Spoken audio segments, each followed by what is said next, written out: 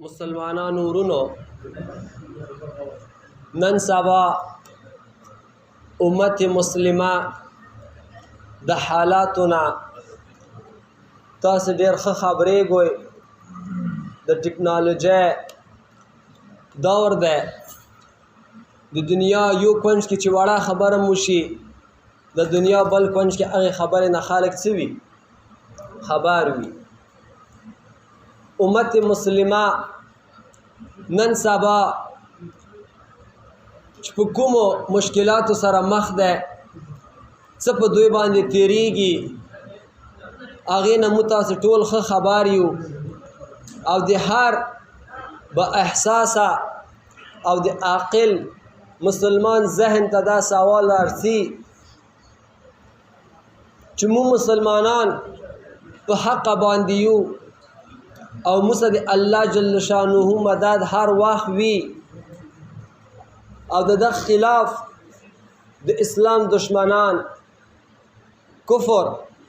هغوی سره د الله مدد نه وي. نو بیا څه وجه ده چې په مسلمانانو باندې هر ځای کې ظلمونه کیږي، هر ځای کې مسلمان خوار او زار ده او د دوی چې کوم دشمن ده هغه په هر ځای کې کامیاب ده او هر قسمه خوشحالۍ سره د هغوی مخه ده. دا سوال اکثر خلک مونږ پوښتنه کوي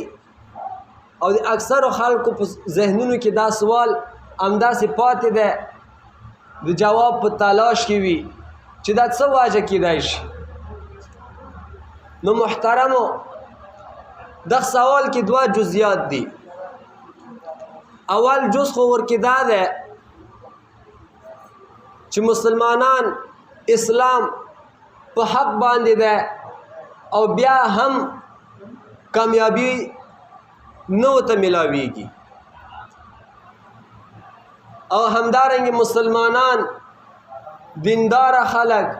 مؤمنین متقین پرهیزګار خلق چې د الله نزدې خلق دي د الله قربت ورته حاصل ده هغوی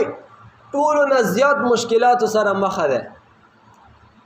دا څه وجه کیدای شي؟ نو محترمو د سوال اول جز ته به راشم چې نن سبا اسلام ورځ په ورځ ترکې نه ارغورځي. د خبرې مطلب مې دا نه ده چې اسلام کې څه نقصان پیدا شوی، نعوذ بالله. د مخکې په نسبت سره مسلمانانو ورځ په ورځ به فتح کولې، مسلمانانو ورځ په ورځ ترقي کوله، په دنیا باندې حاکمان جوړېدل او نن سبا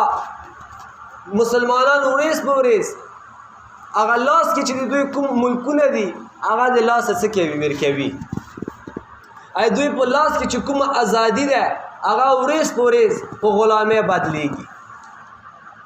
نو د دغه څو واجب دي. اوله واجب خو دا ده من حیث المجموعه څومره مسلمانان چې دي دا په بدکارۍ کې مبتلا دي. خفه کېږو به نه، اول ځان ته یایم بیا تاسې ته یایم. هر سړي ته خپل ځان معلوم ده څومره مسلمانان چې دي من حیث المجموعه الا ماشاءالله خیر کې شته دي چې د هغوی په وجه د دنیا آباده ده، د هغوی د وجه نه الله جل شانه په دغه دنیا باندې قیامت نه راولي. حدیث شریف ده تر څو پورې چې لا اله الا الله محمد رسول الله ویونکې په دغه دنیا موجود وي تر هغې به قیامت نه رسي. نو دغه نه دا خبره معلومیږي چې دا دنیا د مسلمان د وجه آباده ده، دا دنیا الله د مسلمان لپاره جوړه کړې ده. نو موږ تاسې چې نن سبا خپل ګریوانونو کې سوچ وکړو اواز څه ده من حیث المجموعه مو په ګناهونو کې مبتلا دي. نو چې کله موږ د الله نافرمانی کوو، د الله دین ته تابعداري نه کوو، د الله رسول تابعداري نه کوو، نو موږ ته به کامیابی میلاویږي که ناکامه؟ خبره واضحه ده چې موږ ته به ناکامي ملاوي. تاسو تاریخ ته لاړ شوئ، د صحابهو دور ته لاړ شوئ، د تابعینو دور ته لاړ شوئ، د تبع تابعینو دور ته لاړ شوئ. هغه نه بعد څومره مسلمانان تیر شوي دي، ډېر لرې نه د سلطان صلاح الدین ایوبي رحمه الله تاریخ وکسوئ. اواجه څه وه چې هغوی کامیابۍ ترلاسه کولې؟ اواجه دا وه چې هغوی د ګناهونو نه ځان ساتله او حتی الوسع په اسلام باندې عمل کوله. نو یوه واجه خو دا ده. بله واجه شی کیدای شي، بله واجه دا ده محترمو چې موږ تاسې دغه دنیا ته کوم مقصد دپاره راغلي یو. الله جل شانه قرآن مجید کې هغه مقصد بیان کړی دی. وما خلقت الجن والانس الا ليعبدون. الله یایي ما نه دي پیدا کړي پیریان او انسانان الا ليعبدون مگر د عبادت دپاره. موږ تاسې خپل ځانونو ته سوچ وکړو چې 15 وخته المون چې په موږ تاسې فرض ده دا موږ 15 وخته کوو او که نه؟ په جامع سې کوو او که نه؟ په خپل وخت کوو او که نه؟ چې کومه نه قضا شوي دی مو واپس قضایي راوړلی دی او که نه؟ ډېر داسې خلک مې لیدلي دي چې سبیل المونځ په کالو کالو نه کوي. ساره دا خبره ذهن کې شته ده چې د سبیل المونځ فرض دی او که نه؟ ورځې یو المونځ چې ته وکړي هم شکر وباسي. نه، دا د افسوس مقام ده، دا د خفګان مقام ده چې ته هغه نفل تهجد هغه نفلي عبادات خو پرېږده چې هغه فرضي تا نه پاتې دي. نو دغه ډېره خطرناکه خبره ده. رسول الله صلی الله علیه وسلم څه فرمایي؟ د مسلمان او د مشرک یعنی د کافر منځ کې فرق شی دی، هغه المونځ دی. چې مسلمان المونځ کوي، کافر او مشرک د المونځ نه کوي. موږ تاسې خپل 15 وخت المونځ په ټایم چې نه کوو نو بیا موږ تاسې الله نه د کامیابۍ او د فتح توقع څنګه کولی شو؟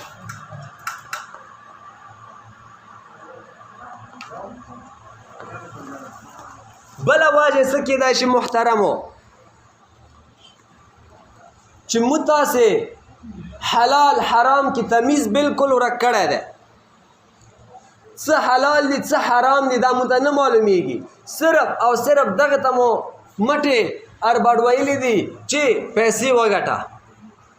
پیسې ډېرې کا، نوره دغه ته سوچ نه کوو چې دا حلال دي او که حرام. رسول الله صلی الله علیه وسلم حدیث شریف ده، ان الله طیب، الله جل شانه پاک ده، ويحب الطیب، او پاکواله څه کوي؟ خوښوي. او قرآن شریف کې څه فرمایي؟ الله جل شانه خپل پیغمبرانو ته امر کوي، یا ایها الرسل، اے زما رسولانو، کلو من الطیبات، تاسې د پاکو څیزونو نه خوراک کوئ، یعنی حلال خورئ. واعملوا صالحا، او نیک اعمال کوئ. وانی بما تعملون علیم، او تاسې چې څه کوئ په هغه باندې زه څه یم؟ عالم یم. کسه رسولان د الله ته ډېر نږدې خلک دي، هغوی ته د قربت او د نزدېکت باوجود الله یایي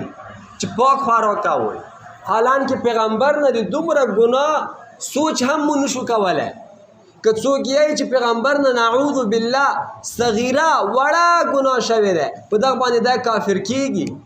ځکه پیغمبران چې دي معصوم دي، چې دومره پاک سړي ته الله بیا هم یایي چې تاسې پاک خوراک کوئ، حلال خورئ. نو ما تا ته به نه یایي که نه؟ ما تا چې یو نعوذ بالله پیغمبرانو نه مو درجات څه ده؟ جګه ده. نه، ما تا ته په طریقه اولا سره دا حکم ده. او بل آیات کې الله فرمایي، یا ایها الذین آمنوا کلوا من طیبات، ای هغه کسانو چې تاسې ایمان راوړی. نو دلته عام حکم شو، ما یا ایمان راوړلی، تا یا راوړلی، بله راوړلی، بله راوړلی. نو پاک خوراک کوئ. نن سبا تاسې مسلمان ورور وکسوئ، سود کوي، رشوت خوري، غصب کوي، پردای مال پټوي، غلا کوي، نو دغه مسلمان به خاورې ترقي وکړي؟ دا مسلمان به خاورې اسلام ته ترقي ورکړي؟ دا خو خپل ځان یې غار کړی دی، اسلام به چېرته کامیاب کړي؟ بیا حدیث شریف بلې ټکړې کې رسول الله صلی الله علیه وسلم څه فرمایي چې یو سړی په سفر کې راشي، ویښتې ګاډ واډ وي، په بد حال وي، او الله ته دعاګانې کوي چې الله ما ته دا راکړي او دا راکړي، او حال دا چې د جامې حرامې، د خوراک حرام، د څښاک حرام، نو دا دعوا به قبوله شي؟ دعوا خو د هغه سړي قبلېږي چې په خېټه کې حلال پراته وي، په حلالو غوټ شوی وي، څښاک حلال وي، خوراک حلال وي،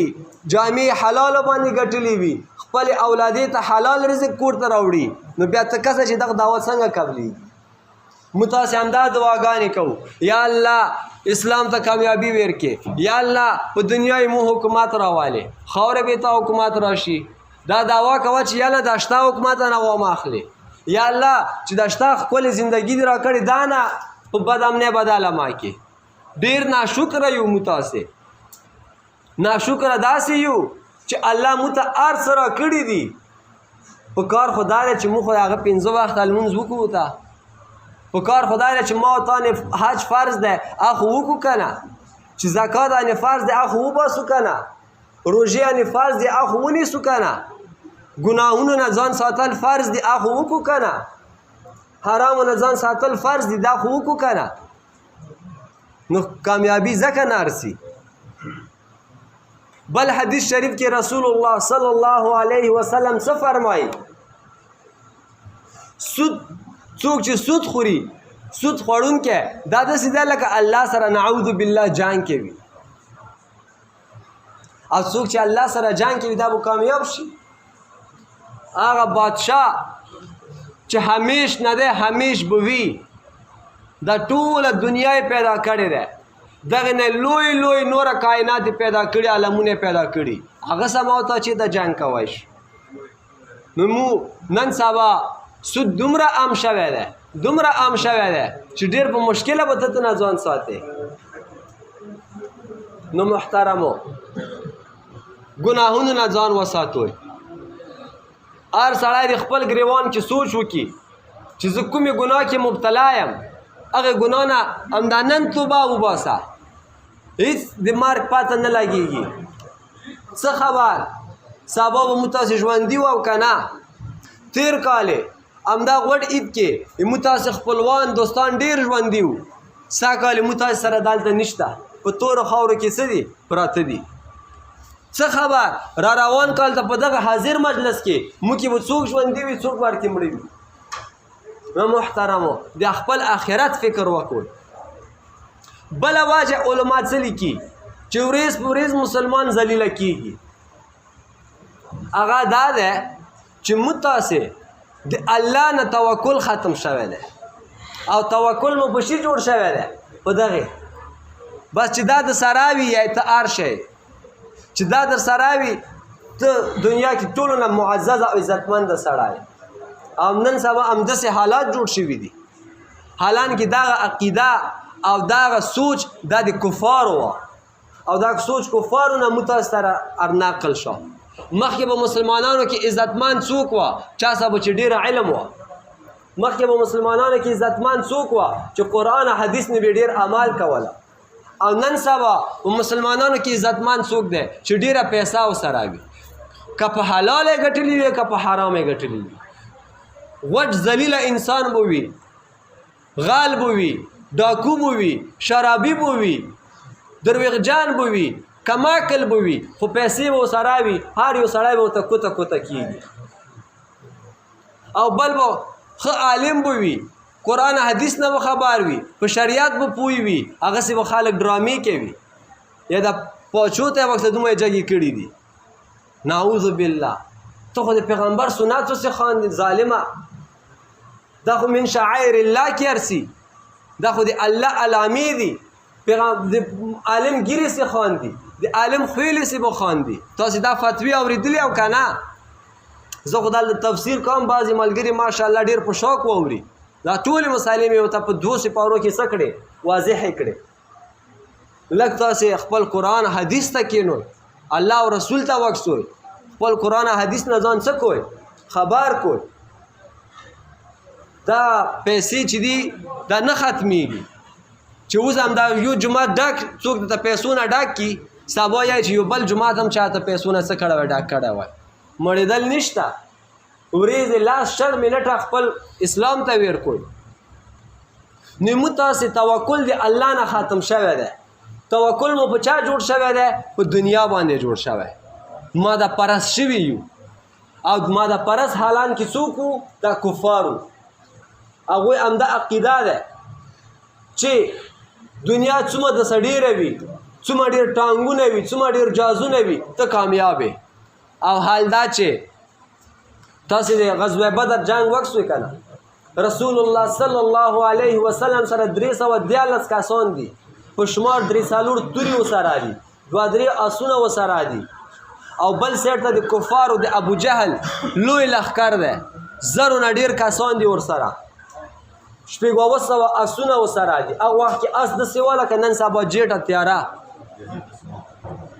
خو چې جنګ شروع شه د صحابو په الله توکل وه پاک خلک وو داسې شکست یې ویرکه چې ټوله دنیا ورته حیرانه وه نن سبا پورې تاریخ ورته حیران دی چې دا څه رقم جنګ وشه په شمار څو تورې وې هغې باوجود یې هغوی ته شکست ویرکه او وجه څه وه چې په الله توکل وه صحابه پاک خلک وو الله ورته د اسمان نه فرشتې راواستولې او موږ تاسې هم دا تمه لرو چې موږ ته به هم الله فرشتې اسمان نه راواستوي شکر وباسه چې اسمان نه تیږو باران نه کېږي ورېځې څومره ګناهونه کوو بېشماره ګناهونه کوو موږ ته پته نه لګېږي سترګو ګناه مو بېله ده د خولې ګناه مو بېله ده د خپو ګناه مو بېله ده د پیسو ګټلو ګناه مو بېله ده نو محترمو توجه وکړئ چې نن سبا مسلمان ذلیله کېږي ورځ په ورځ او وجه څه ده چې دی په ګناه کې مبتلا ده دغه جواب نه به انشاءالله پوه شوي وي دویم جواب ته د ترسمې چې مسلمان دا خو د الله نږدې سړی دی بیا په ده باندې ډېر تکلیفونه ویلی ارسي خاص کر هغه مسلمان چې هغه ډېر تقواداره وي نیکماله وي عالم وي مفتی وي هغوی باندې بیا ټولو نه ډېر تکلیفونه ارسي په کار خو دا وه زه خو منم چې دا ګناهګار دی دغه نه ځکه تکلیف ارسي نو په د عالم او په نیک او تقواداره باندې ویلی ارسي نو دغه جواب علماء کرام دا کوي د رسول الله صلی الله علیه وسلم حدیث شریف ده اشد البلاء الانبیاء ټولو نه سخت تکلیفونه چې ارسي هغه په پیغمبران ارسي ثم الامثل فالامثل بیا دغه نه بعد په هغه سړي باندې چې هغه پیغمبر ته ډېر نږدې وي بیا هغه نه هغه سړي باندې چې هغه پیغمبر ته هغه نه ډېر نږدې وي مطلب یې څه شه مطلب یې دا دی پیغمبران د الله ټولو نه خوښ بندګان دي خو هغوی سره دنیا هیڅ نه وه چې مړه شول چا نه به په میراث کې یوه پیاله پاتې وه یا به ترې نه یوه بستره پاتې وه په کروړونو په اربونو روپۍ ته نه وي پاتې زندګي به څنګه تېرېدله په هفتو کې به یوه ورځ 2 ورځې ماړۍ خوړلې وه 5 شپې ورځې به ماړۍ ورته نه میلاوېده نو هغوی باندې د الله امتحان به ډېر وه بیا دغه نه بعد چې څوک ډېر تقواداره وي بیا هغه نه بعد چې هغه نه تقواداره وي نو څومره چې نیک سړی وي هغه باندې دغه دنیا کې تکلیف ډېر راځي دا ویل دی دا ځکه چې الله جل شانه د مسلمان مؤمن دپاره دا دنیا نه دی جوړه دا دنیا چې دی موږ تاسې دپاره یو امتحان دی موږ تاسې ماضي چې دي هغه هغې دنیا کې دي دغه دنیا کې د هغه چا ماضي دي لنډه خبره درته وکم چې هغه د قرآن او حدیث نه باغي وي هغه د الله او د الله رسول نه څه وي باغي وي کفار وکسه څه رقم چې زندگی غواړي هغه کې وي ځکه هغه د الله او الله رسول نه څه دي باغي رسول الله صلی الله علیه وسلم حدیث شریف ده الدنیا سجن المؤمن وجنة الکافر دا دنیا چې ده د مؤمن دپاره قیدخانه ده جیل ده څه مطلب لکه جیل کې یو سړي باندې پابندی وي آزاده زندگی نشي تیرولی همدارنګې په دنیا کې په مسلمان باندې پابندی دي مثال خبره سبیل ساړه ده الله حکم دی چې جشه لمونځ وکړه او دا ښه کوای شي چې په همدا ګرمې بسترې کې خوب وکړي خو که دا مؤمن وي تقوادار وي دا به ګرمه بستره پرېږدوي او جګېږي به لمونځ کوي او که دا نعوذ بالله کفار غونته وي او هغوی غونته به بس ګرمې بسترې کې پروت و جنت الکافر او د کافر دپاره څه ده جنت ده چې اوس هم څه ته زړه وغواړي کوي که شرابو ته زړه غواړي کوي نعوذ بالله هر قسمه ګناه ته زړه کېږي کوي حلال حرام ته نه کسي آزاده زندگی تیروي نو موږ تاسې دپاره دا دنیا نه ده محترمه موږ تاسې به دا دنیا الله نه غواړو به قدر ضرورت غوښتی شي چې چاته د سبا لاس نه وي نیولی دغه دنیا کې رزق وګټه کاروبار وکړه خو زړه ما ورکوه دا دنیا په زړه کې ما ځایوه دغه دنیا مثال شی دی علما د دغه دنیا مثال د ټوشو پیپر ورکوي بس فایده ته نه خله نور یې غورځوه موږ تاسې اصلي دنیا چې دی هغه یوه دی نو ځکه په نیکانو او په تقوادارو او مسلمانانو باندې دغه دنیا کې تکلیفونه دي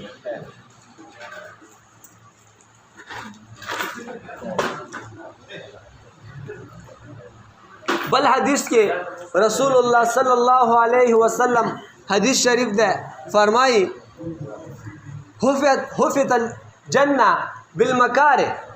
دا جنت چې ده دا په تکلیفونو او په سختیو کې څه شوی ده ارګیر ده وحفت النار بالشهوات او دا جهنم چې ده دا په خواهشات او مزو کې څه ده ارګیر ده یعنی که ته غواړې جنت ته لاړ شې ته به تکلیفونه تېراوې داسې نه کېږي چې دغه دنیا کې بیا ماضي وي او ډایرکټ به هغې دنیا کې جنت ته سي او کوم سړی چې جهنم ته سي هغه به تاسې کس چې دغه دنیا کې به ماضي وي او هر قسمه حلال حرام ته نه کسي په صرف او روان وي نو دا چې د هغه ماضي کوي آخر انجام جهنم شي نو محترمو چې تاسو کې کوم مسلمان ورور باندې د الله طرف نه امتحانات ارسي هغه د حوصله نه بایا کوي هغه دا سوچ کوي چې یا الله دا امتحان د مانه ورستله ده یا له دغه کې می کامیاب کې یا له دغه مزید د نساخ امتحان مارواله تاسو د پیغمبرانو زندگی وکسوي زکریا علیه السلام دا د الله خود پیغمبر و هم دغه يهود ظالمانو وسراغلل دا غریب ته ونه کې پټ شو پاسنه عرب شروع کړه دغه ځینې عرب پر شروع کړه لاندې په مانځه وشکوله همدارنګه یحیی علیه السلام وکسو هغه غریب ذبح کا نو پیغمبران الله ته مقربین خالق دي هغه باندې تکلیفونه ارسینو مماته باندې بمرسي خبره نور نه وګداوم خلاصه خبره ده چې محترمو امداد موقع الله در کړی دی د مرګ پته نه لګېږي هر ګناه کې چې موږ تاسې مبتلا یم د نن نه توبې وباسوئ